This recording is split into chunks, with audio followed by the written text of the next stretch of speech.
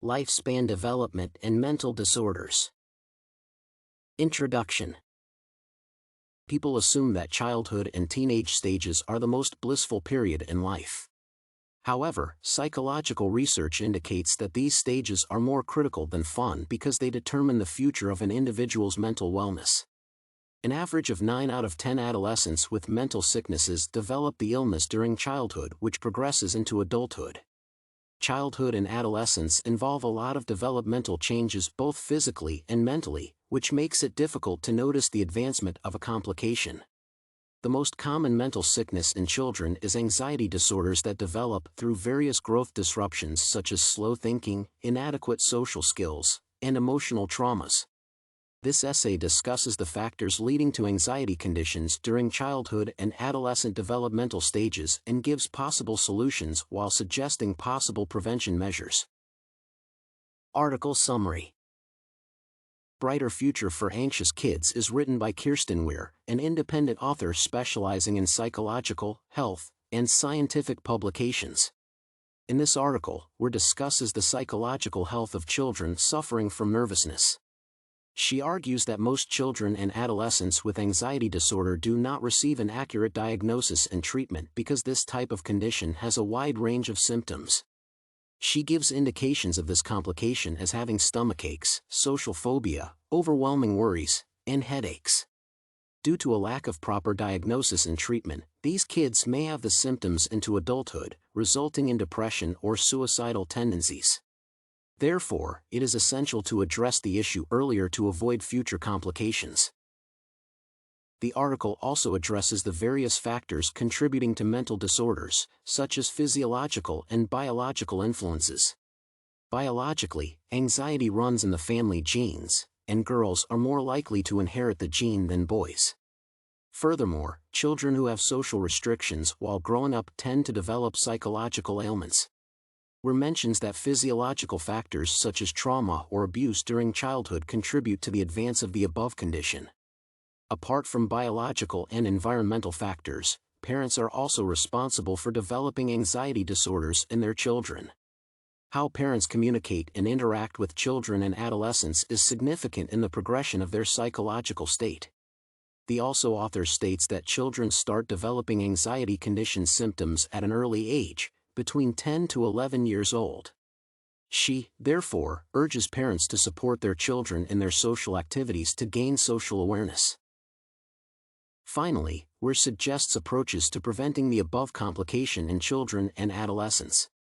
Since parents and genetic composition are significant contributors to the condition, psychologists and doctors should check the family's medical records to diagnose and treat anxiety disorders before developing further. Although various clinical and treatments exist, most of them do not have a lasting effect. Therefore, Weir believes that medical researchers can find better treatment to ensure long-term recovery and early prevention on children showing anxiety disorder symptoms. Developmental factors that contribute to anxiety disorder. Infancy development. Anxiety disorder is the excessive fear of situations or objects which disturb an individual's normal functioning. Children with this type of condition tend to fear particular objects or show disturbing distress characteristics, while adolescents tend to avoid socially active places and make eye contact with others.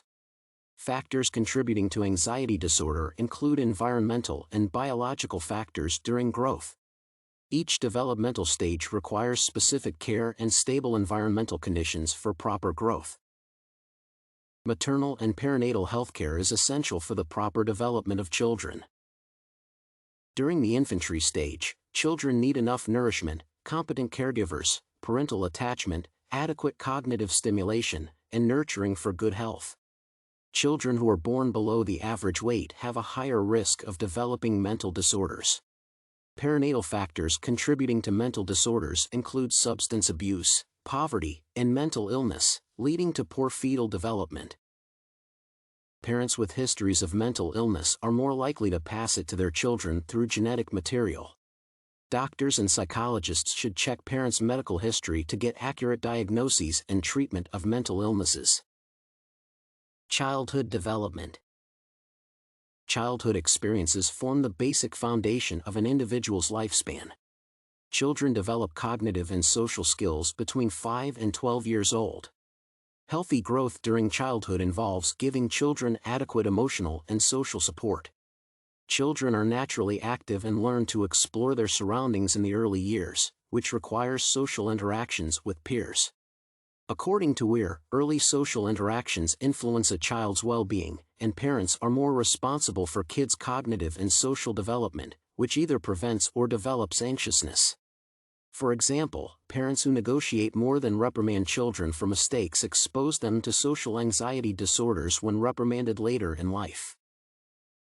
Moreover, children who grow up with social restrictions such as being forbidden from playing with others or going to school have higher risks of developing anxiety disorders.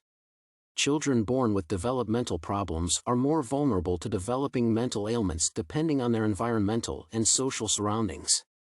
Families that do not show affection to children with disabilities contribute to negligence and a higher chance of being socially outcast.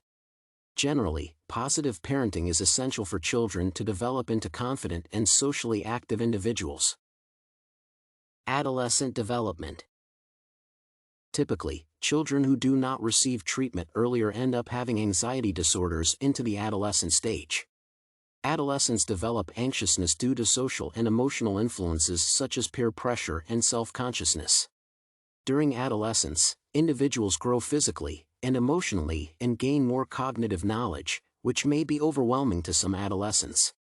Changes during puberty create self-awareness, which may boost or decrease an individual's self-esteem.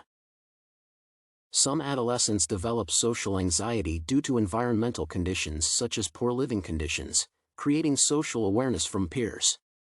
Traumatic events and stigmatization are also significant contributors to adolescents developing anxiety disorders.